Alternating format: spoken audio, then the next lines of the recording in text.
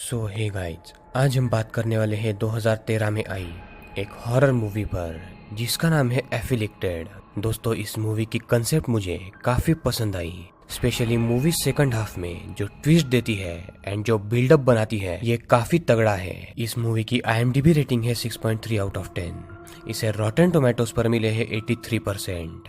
तो दोस्तों, इस वीडियो को स्टार्ट करने से पहले अगर आप इस चैनल पर न्यू है तो चैनल को सब्सक्राइब करके बेल आइकॉन ऑल पर कर दे ताकि आपको ऐसी ही इंटरेस्टिंग वीडियोस की नोटिफिकेशन सबसे पहले मिलती रहे। तो अब बिना देर के चलते हैं सीधा वीडियो की तरफ। Let's roll the intro.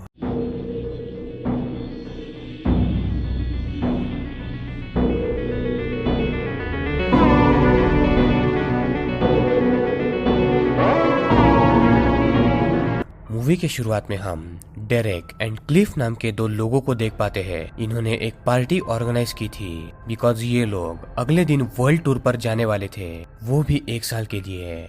अब डेरेक जो था उसे दिमाग की बीमारी थी, तो डॉक्टर ने उसे कहा था कि तुम्हारे सर की नसें कभी भी फट सकती है, तो ट्रिप में अगर ज्यादा सर दुखने लगे तो तुरंत हॉस्पिटल में जाना।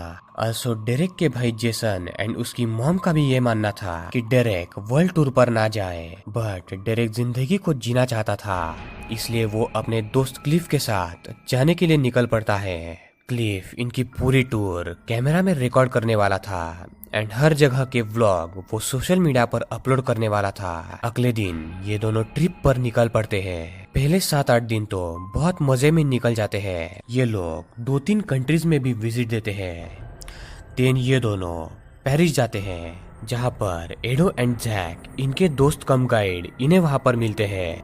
ये लोग पेरिस में एक नाइट क्लब में भी जाते हैं, जहाँ आउड्रे नाम की एक लड़की डेरेक के साथ इंटीमेट होने के लिए एक कमरे में जाती है। तो ये सारे दोस्त डेरेक के साथ प्रैंक करने के लिए अचानक से उसके कमरे में घुसते हैं। तो वो ये देख पाते हैं कि आउड्रे नाम की लड़की ने डेरेक पर हमला किया था और वो वहां से भाग भी गई थी। डेरेक के हाथ पर एक गहरा घाव भी था और उसके सर पे भी थोड़ी सी चोट लगी हुई थी। सभी डेरेक को हॉस्पिटल में जाने के लिए कहते हैं, बट डेरेक बात नहीं मानता।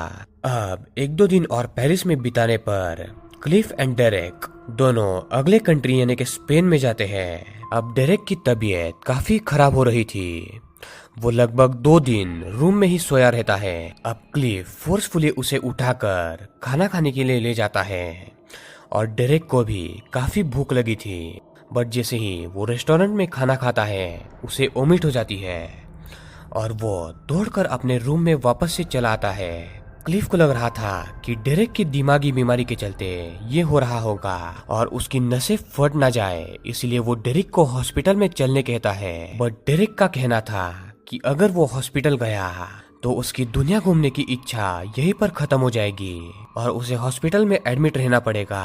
और उसका मानना था कि उसे शायद सिर्फ फूड पॉइजन हुआ होगा और इसके लिए हॉस्पिटल में जाने की कोई भी जरूरत नहीं है। उस रात को भी क्लिफ रिकॉर्ड करता है कि डेरेक को भूख लगी थी, पर जो भी वो खाना खा रहा था वो बाहर निकल आता था। क्लिफ सारे वीडियोस को ऑनलाइन पोस्ट कर रहा था और सारे लोग कमेंट में भी डेरेक को हॉस्पिटल में जाने के लिए बोल रहे थे। देन क्लिफ एंड डेरेक अगले दिन एक लोकल फार्म में जाते हैं और जैसे ही सूरज की किरणें डेरेक पर पड़ती है, डेरेक का शरीर जलने लगता है। अब आप में से कई लोग इस पॉइंट पर समझ गए होंगे कि ये किस तरफ इशारा कर रहा है। खैर, जब डेरेक एंड क्लिफ कमरे में वापस आते हैं, इनमें आपस में बहस होती है एंड डेरेक गुस्से में अपने रूम की एक मोटी कंक्रीट की दीवार पर मुक्का मारता है एंड सरप्राइजिंगली ये मोटी कंक्रीट की दीवार टूट जाती है। एंड डेरेक भी ये देखकर हैरान था कि ये कैसे हुआ। क्लिफ उसे दिन बाहर ले जाता है एंड बाहर क्लिफ डेरेक को एक पत्थर पर मुक्का मारने बोलता है एंड सरप्राइजिंगली ये बड़ा सा पत्थर भी 2 टुकड़ों में बंट जाता है। क्लिफ को लग रहा था कि ये डेरेक के दिमागी बीमारी के चलते, किसी केमिकल के चलते हो रहा है। डेरेक 60 किलोमीटर की स्पीड पर भी दौड़ पा रहा था, बट उसे रात में काफी भूख लगने लगती है। डेरेक एक कार को भी आराम से उठा लेता है, बट कुछ देर बाद डेरेक की आंखों से कुछ चिपचिपा पदार्थ भी निकलने लगता है। देन क्लिफ अब डेरेक को काफी फोर्स कर रहा था कि वो हॉस्पिटल में चले, बट ये प्रूफ करने के लिए कि वो ठीक है, डेरेक एक बड़ी सी इमारत से कूद जाता है और उसे कुछ भी नहीं होता, और वो ये प्रूफ कर देता है कि उसे सच में कुछ भी नहीं हुआ है। बट थोड़ी ही देर में वो बेहोशी की हालत में आ जाता है, इसीलिए वो क्लिफ की बात मानकर हॉस्पिटल में जाने के लिए रेडी हो जाता है। जब डेरेक एंड क्लिफ दोनों भी हॉस्पिटल में जा रहे थे, तब दोनों की रास्ते में एक कार वाले से बहस हो जाती है और डेरेक आउट ऑफ कंट्रोल होके इन कार में बैठे वाले दोनों बंदों को पूरी तरीके से मार के घायल करके बेहोश कर देता है। और ये सारी चीजें क्लिफ अपने कैमरा में रिकॉर्ड कर रहा था, और उस कैमरा रिकॉर्डिंग में हम ये देख पाते हैं कि डेरेक ने जिन 2 बंदों को मारा था, उन 2 बंदों का खून डेरेक के हाथ पर लगा था, और डेरेक बिना किसी हिचकिचाहट के उस खून को पीने लगता है। यानी कि गाइस, यहाँ पर एक बात तो क्लियर हो चुकी थी कि पेरिस में उस ऑड्रे नाम की लड़की ने जब से डेरेक को काटा था, तब से ही वो वैम्पायर में तब्दील हो चुका था। अब क्लिफ भी ये समझ जाता है कि शायद डेरेक वैम्पायर बन चुका है, तो क्लिफ अब तक की सारी चीजें जो रिकॉर्ड की हुई थी वो सोशल मीडिया पर डाल देता है, एंड उसके बाद वो उसे एक जानवर का खून भी लाके देता है। बट वो फ्रेश ना होने के चलते डेरेक को अगेन ओमिट हो जाती है, बिकॉज वैम्पायर्स को ताजा खून चाहिए होता है। देन डेरेक रात में एक फार्म में जाके एक पिग को भी मार देता है एंड उसका भी खून पीने लगता है, बट अगेन इस बार भी कोई भी फायदा नहीं था। यानी कि यहाँ पर एक और बात क्लियर हो चुकी थी कि डेरेक को सिर्फ इंसानी खून की ही जरूरत थी। क्लिफ सारी एबनॉर्मल चीजों को रिकॉर्ड करके सोशल मीडिया पर अपलोड कर रहा था। अब भूख बढ़ने के चलते डेरेक एक ब्लड बैंक को लूटने की कोशिश करता है ताकि वो वहां से इंसानी खून को पा सके, बट वहां की सिक्योरिटी डेरेक की आईडी छीनकर उसे पकड़ने की कोशिश करती है। तो डेरेक डर के मारे क्लिफ के साथ वहां से भाग जाता है। देन डेरेक अब खून के लिए इतना डेस्परेट हो चुका था कि वो एक चलती इमरजेंसी एम्बुलेंस को रोक के उसके अंदर खून ढूंढने लगता है, पर उसे वहां पर भी कोई भी खून नहीं मिलता। अब डेरेक के खिलाफ पुलिस कंप्लेंट भी हो चुकी थी ब्लड बैंक लूटने की कोशिश में। देन मारपीट के चक्कर में एंड देन एम्बुलेंस को रोक के पेशेंट की जान दांव पे लगाने के चलते क्लिफ एंड डेरेक वापस से अपने कमरे में आते हैं। एंड डेरेक अब 1-2 दिन में पूरी तरीके से एक पागल क्रिएचर में तब्दील हो चुका था और उसे खून की काफी जरूरत थी। वो क्लिफ पर भी अटैक करने लगता है।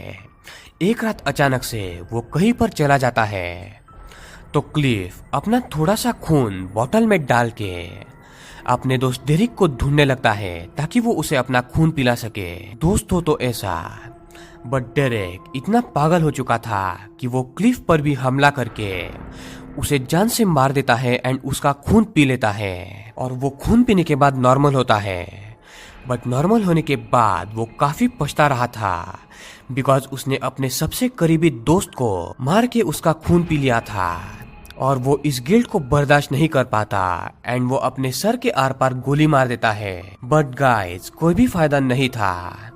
अपने सर के आर पार गोली मारने के बाद भी डेरेक अभी भी जिंदा था। उसके सर का जो घाव था वो अपने आप भर जाता है। अब डेरेक क्लिफ के बॉडी को अपने रहने के जगह पर दफना देता है और वो ये डिसाइड करता है कि वो उसके साथ जो कुछ भी हो रहा है वो डॉक्यूमेंट्री में रिकॉर्ड करता रहेगा, और वो ऑड्रे नाम की लड़की को भी पेरिस में जाके ढूंढेगा, जिसके चलते डेरेक वैम्पायर बना था। और वो ऑड्रे को ढूंढकर इसका सॉल्यूशन पूछने वाला था कि क्या वैम्पायर से वापस से नॉर्मल हुआ जा सकता है या नहीं। अगले दिन डेरेक धूप में हाथ डाल के देखता है तो उसका हाथ जल रहा था। तो वो ये डिसाइड करता है कि वो दिन के बजाय शाम को पेरिस जाने के लिए निकलेगा बिकॉज दिन में उसका पूरा शरीर जल रहा था। बट तभी सुबह ही इंटरपोल पुलिस ऑफिसर घर में आ जाते हैं एंड डेरेक को गिरफ्तार करके वहां से ले जाने लगते हैं। डेरेक 2 ऑफिसर्स को मार के बेहोश करता है एंड वो बहुत ऊपर के फ्लोर से छलांग मार देता है, बट इतने ऊपर से छलांग मारने पर भी उसे कुछ भी नहीं होता। वो धूप में ही भागने लगता है एंड इसीलिए उसके शरीर में काफी जगह पर जलने के घाव हो चुके थे। वो पुलिस वालों से बचकर एक पुल के नीचे छुप जाता है और पूरा दिन वहीं पर बिता देता है। उसे काफी गोलियां भी लगी थी, बट अगेन वो हील हो जाता है। शाम को वो ट्रेन से पेरिस पहुंचता है, जहां वो एक खंडर में रहने के लिए जगह ढूंढ लेता है और वो अपने कैमरा में सारी चीजें अभी तक रिकॉर्ड कर रहा था और सारी चीजें वो सोशल मीडिया पर भी अपलोड कर रहा था। और वो ये अपलोड इसलिए कर रहा था ताकि ऑड्रे नाम की लड़की जिसने डेरिक को वैम्पायर बनाया, वो ये वीडियोस देखकर डेरिक के पास आ जाए और उसकी मदद करे। बट इन वीडियोस को देख के पुलिस वाले इसके पीछे पड़े हुए थे। डेरिक रात को उस होटल में जाता है जहां उसे ऑड्रे ने काटा था। वहां मिसिंग चीजों में डेरिक को ऑड्रे का फोन मिल जाता है। तभी पुलिस उसका पीछा करती है एंड डेरिक एक बिल्डिंग से दूसरे बिल्डिंग कूद के वहां से भाग जाता है।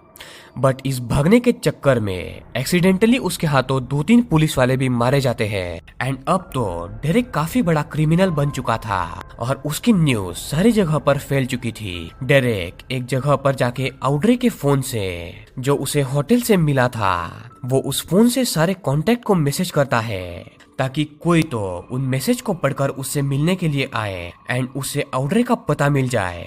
फाइनली एक आदमी उससे मिलने के लिए आता है तो डेरिक उसे बांध कर रखता है एंड लाइव स्ट्रीम में उसे मारने की धमकी देता है। बट अगेन काफी पुलिस फोर्स वहां पर आ जाती है इस लाइव स्ट्रीम को देखकर। बट डेरिक सारे पुलिस वालों को मार के उनका खून पी लेता है, जिसके चलते वो और भी ताकतवर हो चुका था। आखिर में ऑड्रे उससे मिलने के लिए आती है एंड वो डेरिक को बोलती है कि अब तुम वैम्पायर बन चुके हो तो अब तुम नॉर्मल तो नहीं हो सकते। तुम्हें हर 5 दिन में एक इंसान को मार के उसका खून पीना होगा और अगर तुमने ऐसा नहीं किया तो तुम जानवर बन के हर रोज एक बंदे को मारने लगोगे, जो काफी बुरा होगा।